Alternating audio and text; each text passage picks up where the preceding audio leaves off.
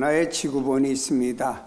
돌리니까 대한민국이 나오고 조금 돌리니까 중국이 나오고 더 돌리니까 동남아가 나옵니다. 근데 나라마다 경제가 다르고 나라마다 문화가 다르고 나라마다 선진국이냐 후진국이냐 다른 모습들이 있습니다. 좀 더 돌려보니까 15시간 가는 미국이란 나라가 대한민국에서 나옵니다. 미국이란 나라 중에서 지금 우리나라는 봄 기운이 완연하고 푸르푸르 벌써 나무 잎사귀들이 돋고 있고 개나리 꽃이 망울을 터뜨리고 있습니다.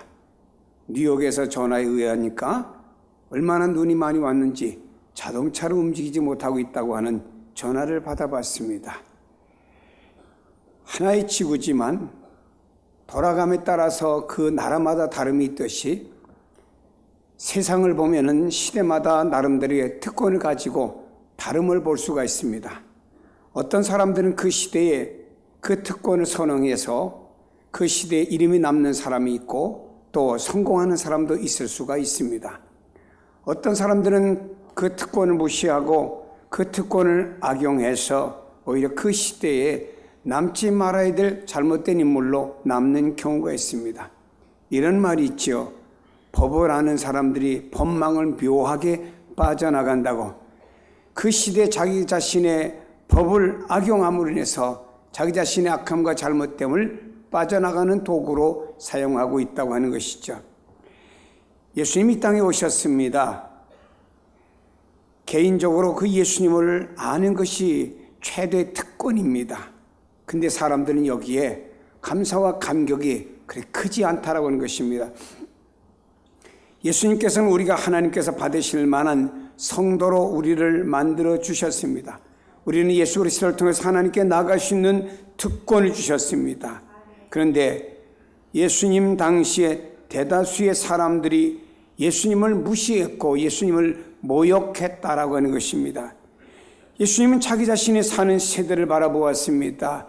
예루살렘 거리와 또 시장 또 오가는 사람들을 수없이 많이 바라보았습니다.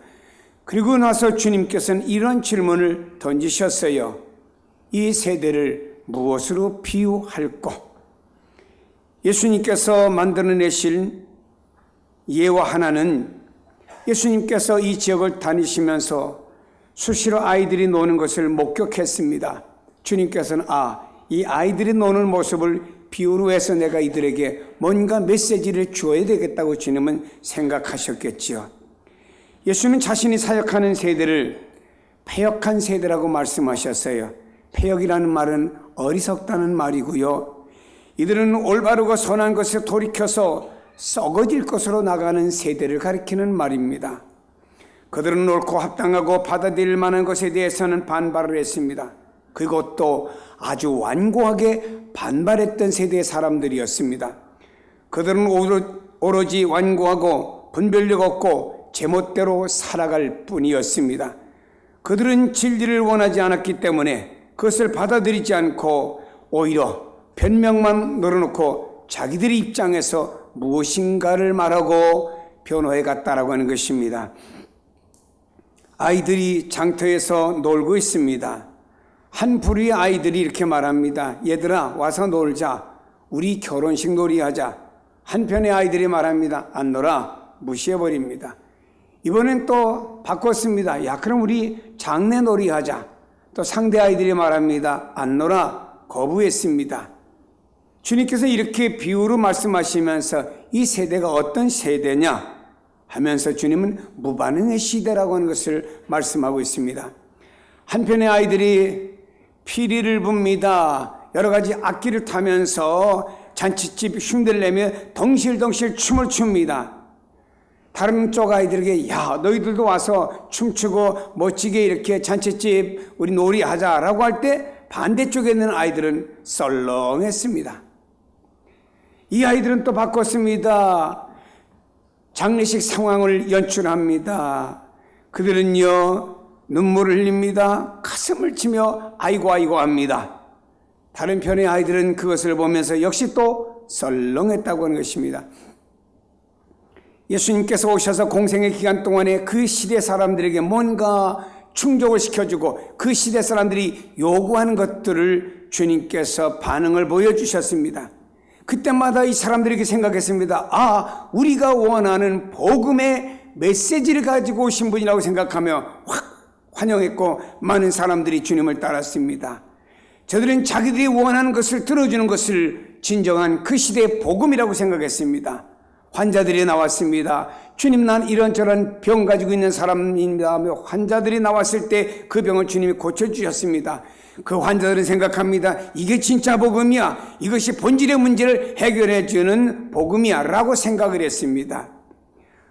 당시에는 또 사람들이 죄인이나 어린아이들, 노인들은 인정받지 못한 세대들 가운데서 우리 예수님은 어린아이를 가슴에 안고 이 어린아이와 같이 되지 않으면 하나님 나라 들어갈 수 없다라고 그들을 인정했습니다. 주님께서는요, 그들이 인정하는 모습을 보면서 소외되는 세상 가운데 우리가 인정을 받으니 이것이야말로 복음이구나 하며 많은 사람들이 자신들의 복음인 줄 알았습니다. 주님께서 굶주리고 먹을 것이 없는 사람들에게 보리떡 5개와 물고기 2마리 가지고 장정만 5,000명을 먹이는 기적을 베푸신 다음에 그들이 예수 따라다니니까 먹을 것도 해결되네, 경제 문제가 해결되네, 그래 이것이 복음이다 라고 하며 이들은 자기 나름대로의 주님을 생각하고 자기들의 모든 것을 채워주는 그 주님을 바라보면서 이것이 참된 복음이라고 저들은 생각을 했다고 하는 것입니다. 그러나 주님이 이 땅에 오신 본질의 목적은 그것이 아니었습니다. 오히려 주님은 오신 목적을 말씀할 때 사람들은 냉담했다고 하는 것입니다. 예수님께서 수시로 또 제자들에게 모든 사람에게 말씀했습니다. 내가 앞으로 고난을 받을 것이다. 십자가에 못 박히실 것이다. 라고 하는 말씀을 하실 때 베드로가 뭐라고 반응을 했습니까? 주님, 절대로 그럴 수가 없습니다. 만일 누구든지 주님에게 손 하나 대면 우리가 그 사람을 가만두지 않겠습니다라는 반응을 보였습니다. 주님의 오신 목적에 대한 본질을 말씀할 때 베드로까지도 이상한 쪽으로 반응이 갔다라고 하는 것입니다. 주님께서는 내일이면 십자가 지십니다. 그 전날 목요일날 주님은 너무너무 괴롭습니다. 겟세마니 동산에 올라가서 아버지여 기도하면서 제자를 부탁했습니다. 내가 너무너무 마음이 괴롭다. 나도 인간이기 때문에 내일의 십자가 사건을 바라면 너무 힘들다. 나를 기도해달라고 요청을 했지만 3명의 제자들은 아령곳하지 않고 잠에 취해 있었던 것은 바로 자신들이 생각했던 어떤 복음의 요지가 아니었고 주님은 왜 십자가, 왜 고난을 말씀하실까? 그들은 그 주님의 말씀에 대한 무반응을 보이면서 오히려 잠을 자고 있었다라고 하는 것입니다. 예수님께서 보리떡 5개 물고기 2마리 장정만 5,000명을 먹이셨습니다. 모든 사람들이 배불렀습니다. 주님께서 제2의 어떤 기적을 베푸실까 기대하고 있는데 시간이 지나도 주님으로부터는 아무런 기적이 나타나지 않았습니다. 사람들은 재미없다 다 흩어져 가버리고 말았습니다. 생명의 떡을 먹은 사람들이 장정만 5,000명이었는데 다 떠나가버리고 제자들만 조금 소그룹이 앉아있는 겁니다. 주님이 물었습니다. 너희들도 가려느냐? 영생의 말씀이 여기 있는데 우리가 네게로 가오리까? 여기 있는 사람들은 자기들이 원하는 것을 채워줄 때는 아멘하고 주님을 따랐고 그 자리에 있었습니다마는 주님이 자신들이 원하는 것을 계속 해주지 않을 때는 그 자리를 떠나버리는 사람들이 되었다라고 하는 것입니다. 이사야 선지는 구약시대 때 이렇게 말했습니다. 여호와께서 말씀하시되 너희의 무수한 재물이 내게 무엇이 유익하리요? 나는 수양의 번제, 수송아지 어린 양 수염소의 피를 기뻐하지 아니하노라. 여러분, 이스라엘 백성들은 하나님 앞에 나가서 제사를 드립니다. 갈 때마다 수송아지도 가져갑니다. 어린 양도 가져갑니다. 수양도 가져가고 수염소 가져갑니다. 가지고 피 있는 제사를 드렸습니다마는 주님은 안 받는다. 난 너희들의 이런 제사 받지 않겠다 이거예요. 저들은 습관상은 들었을는지는 몰라도 저들의 마음속에 하나님을 경외하는 어떤 신앙에 대한 반응이라든지 하나님을 향해 어떤 사랑의 반응은 없었어요. 사회는 여전히 타락되고 잘못되었습니다. 이런 시대에 우리 하나님은 너희의 모든 이런 제사와 예배를 기뻐하지 아니한다고 말씀했어요. 현 우리가 사는 시대를 바라봅니다. 주님께서도 당시 시대를 바라보면서 자기중심적이고 자기 종교 중심이고 자기 삶의 중심으로 간 무반응한 시대를 책망하셨지 않습니까? 여러분이요, 온라인 시대를 보세요. 많은 사람들이 자기중심적이고 아무런 반응을 보이지 않습니다. 아이들이 누가 피를 불어도 춤추지 않고 누가 애곡해도 눈물 한 방울 나지 않습니다. 사회는 무관심합니다. 이웃에 누군가가 어떤 축할 일이 있어도 그건 나와 상관이 없습니다. 이웃에 어떤 아픔이 있어도 그건 나와 상관이 없습니다. 누군가가 저 지하철에서 내려서 어르신이 계단을 힘겹게 올라가도 옆에서 누군가 부축하는 사람 없이 그냥 힐끔 쳐다보고 가는 무반응한 시대라 이 말입니다. 오늘 교회에도 보면 어떤 교회가 어려움을 당합니다. 힘들어합니다. 그러나 옆에 교회는 큰 대형 교회가 있지만 그 옆에 교회의 아픔과 문제는요, 무관심하고 우리가 아니기 때문에 상관이 없다고 생각합니다. 한 교회 안에서도 그렇습니다. 내가 아닌 다른 사람, 내가 잘 모르는 사람이 어떤 문제가 있습니다. 그건 나와 상관이 없다고. 복음은 내게만 있고 내 안에서 그것이 나를 축복된 삶으로 이끌어가면 그것으로 끝난다고 하는 이런 생각들을 가지고 있습니다. 여러분, 주님이 자신 안에서 복음으로 끝나지 않았습니다. 주님은 자기 자신의 보혈을 통해 많은 사람들이 그 안에서 삶을 주기 위해서, 새로움을 주기 위해서, 거듭남을 주고 속죄를 주기 위해서 주님은 십자가에서 자신을 버리신 겁니다. 그렇다고 하면은 그 십자가 안에서 모인 우리들이 무관심하다고 하면은 과연 내가 영적으로 어떤 사람인가를 한번 돌아봐야 되겠죠.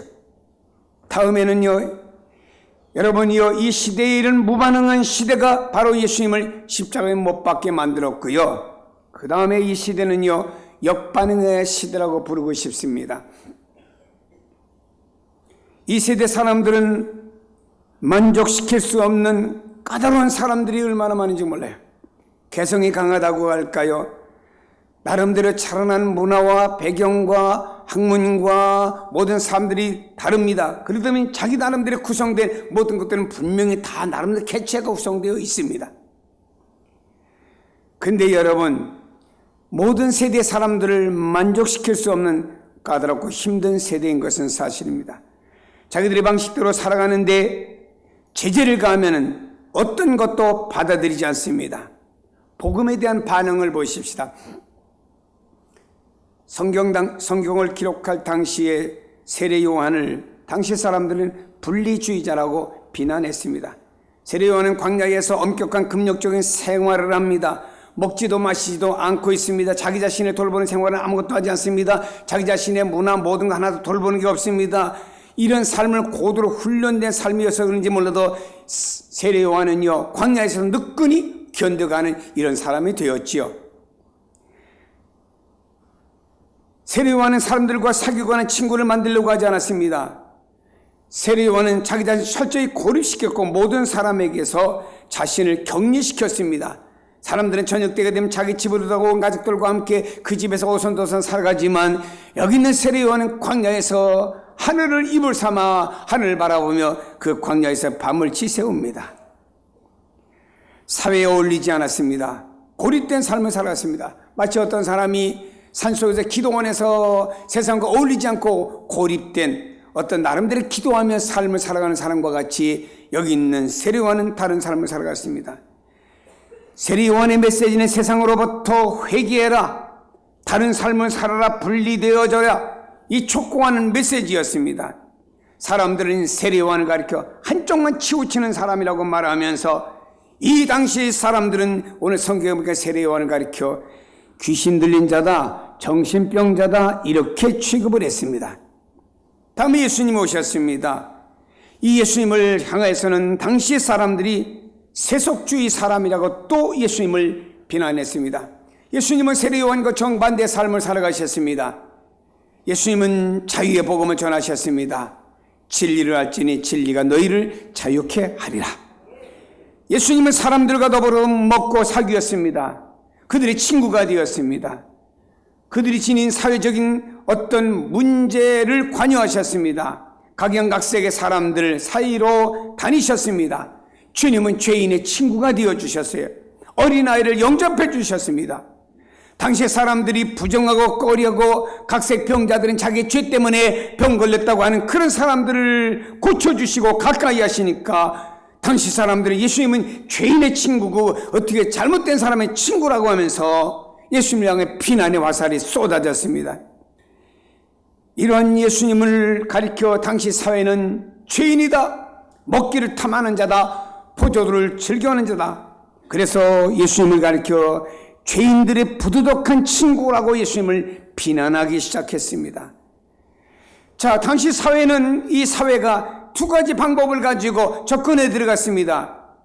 세례 요한의 분리주의자적인 접근, 세상과 분리된 이런 방법을 가지고 믿음은 이렇게 근거하면 다른 삶을 살아가야 돼 하는 방법을 가지고 접근에 들어갔습니다. 예수님은 사교적인 교제로 접근하며 들어가며 그들과 더불어 먹고 마시며 함께 살아갔습니다. 그러나 그 당시 사회는 두 가지 방법을 모두 다 거부했습니다. 그들은 놀고 있는 아이들과 같은 사람들이었어요. 만족시킬 수 없는 까다로운 사람들이 예수님 당시 시대의 사람들이었다고 하는 것입니다. 여러분요, 그들은 오히려 말입니다, 역반응을 보였습니다. 세례 요한에게도 예수님에게도 역반응을 보였다라고 하는 것입니다. 어느 하나도 저들은 수용하려고 하는 사람들이 아니었어요. 여러분, 다른 삶을 살면은 귀신 들렸다고 말하고 그들 속에 들어가서 함께 먹고 마시며 친구와 같이 복음 전하시면 그는 세속주의자라고 말하고, 이래도 저래도 다 역반응이 나타나는 것이 예수님 당시의 사회였음을 볼 수 있습니다. 어느 것 하나도 받아들이지 않았습니다. 그들의 마음에는 받아들일 만한 옥토가 없었습니다.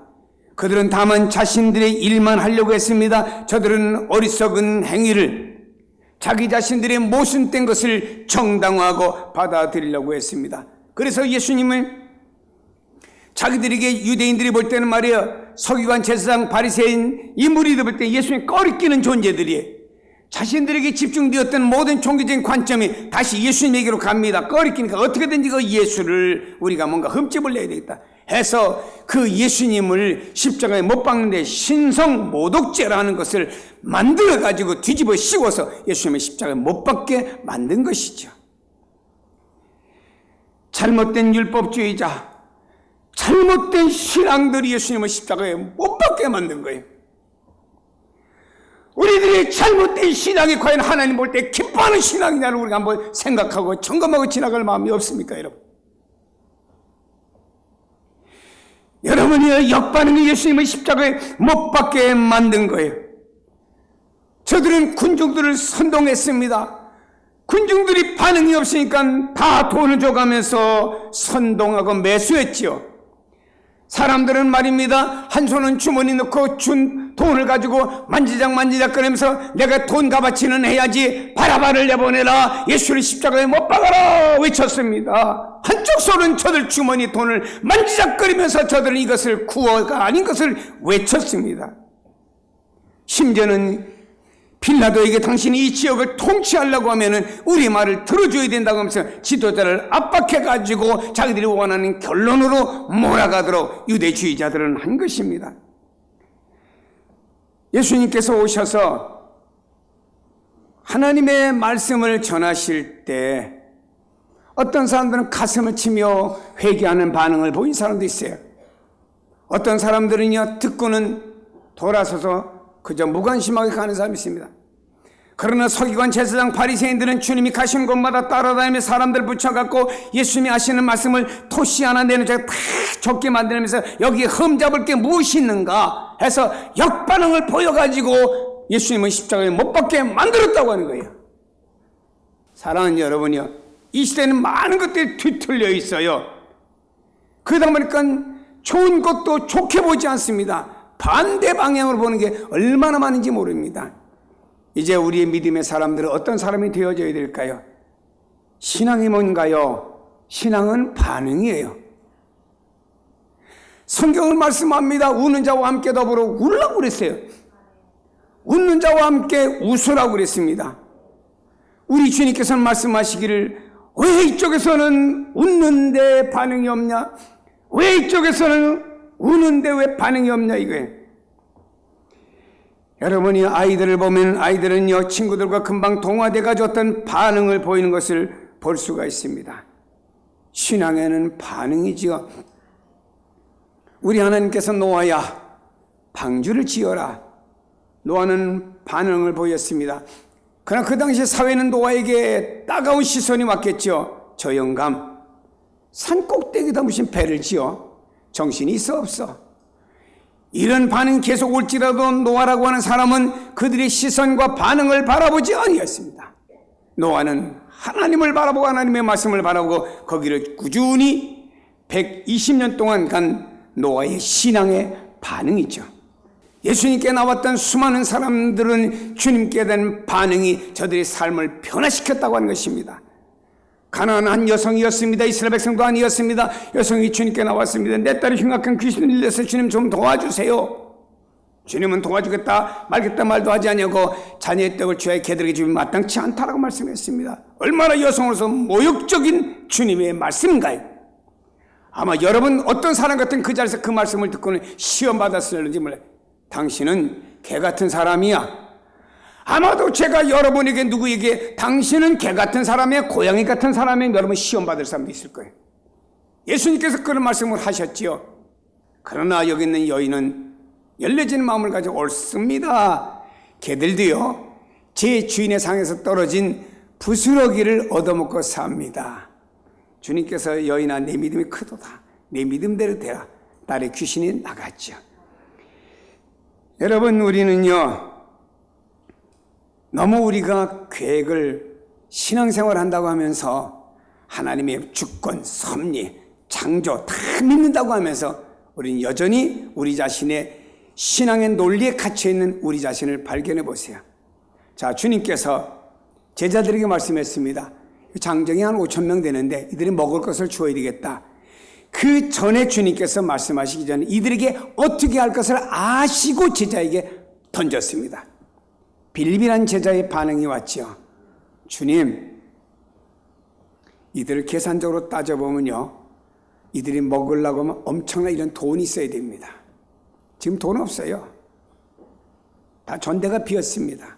그리고 주님, 돈이 있다고 해도 어디가 갑자기 이 많은 사람이 먹을 수 있는 떡빵을 구해오겠습니까? 불가능합니다. 주님은 하나님의 역사로 다음 계획을 분명히 준비하고 그것에 대한 반응을 보는데 여기 있는 제자의 반응은 불가능합니다. 안 돼요.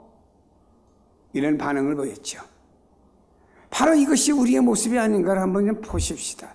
여러분의 그 똑똑한 머리, 논리 다 좋아요. 그 논리 속에 자기가 갇혀있고 그 논리 속에서 하나님의 역사를 거부하는 여러분 되지 말자 이겁니다. 우리는 하나님께 무엇을 믿음을 보여드리면 되는 거예요. 저도 가끔 TV를 봅니다. 그럼 여러분 이렇게 반응을 보일 사람이 있으려면 목사님 세속화됐나? 그리고 비난의 화살을 쏘면 할 수 없죠. 맞아요 얘기죠. 아니 방패를 가지고 막을까요? 한 번은 봤더니 강호동 씨가 나오는데 스타킹이라는 게 나오더라고요. 거기 나오는 건 참 여러 가지 다양한 것이 나와서 그 강호동 씨가 거기 그때 초대받은 연예인들 가수 등등이 쫙 뒤에 나와 있습니다. 그런데 어떤 사람이 나와서 진짜 장애를 딛고 어떤 자기 나름 특기를 가진 거 가지고 발표를 하니까요. 거기 있는 연예인들이 다 금방 확 눈물 흘리고 울더라고요. 야, 금방 반응 없겠다. 교인들은 때때로 텔레비에서도 은혜 좀 받아야 되겠어. 그리고 그 누군가 나와서 신나게 음악을 연 춤을 추니까요. 거기 있는 사람들한테 다 춤들을 추고 모양도 안 나는 춤을 춥디다. 반응이죠. 반응이라는 얘기입니다. 신앙은 반응이에요. 가만히 앉아고 거룩한 척하고 돌아가면 오늘 신앙의 변화도 없으면 하나님 역사가 없잖아요. 여러분이 기억해야 됩니다. 무반응과 역반응이 예수님의 십자가에 못 박혀 있습니다. 신앙은 반응을 통해서 우리가 속죄와 신앙은 반응을 통해서 우리의 거듭남과 새로움과 신앙은 반응을 통해서 하나님 역사가 일어난다는 사실을 믿으시길 바랍니다. 신앙은 반응 속에 하나님 역사하시고 그 반응 속에 하나님 뭔가 새로움이 나타난다는 사실을 믿으시기를 바랍니다. 하나님 앞에 더디 반응하고 하나님 앞에 더디 하려고 하면은요 내가 손해를 보는 거죠. 주님께서 여러분에게 묻습니다. 내가 너를 선택하고 불렀고 내 너를 위해 십자가에서 다 내어 주었건만 너는 나를 위해 무엇하느냐? 그러면 주님 앞에 난 주님을 통해서 내가 세상에서 멋지게 사는 것이 목적입니다. 그러나 어떤 사람은 그 십자가라고 하는 성화 앞에서 눈물을 뚜벅뚜벅 흘리면서 주여, 당신 나를 위해서 이렇게 십자가 지셨는데 나도 주님을 위해서 무엇을 하오리까 고백하고 다음에 행동으로 옮기는 교회사에 많은 사람도 있었다라고 하는 것입니다. 신앙이 무엇일까? 신앙은 반응입니다. 여러 면에 주님 앞에 부반응한 시대, 역반응한 시대, 주님 앞에 무엇인가 반응을 보이는 성도가 다 되기를 주 이름으로 축복합니다. 기도하십니다.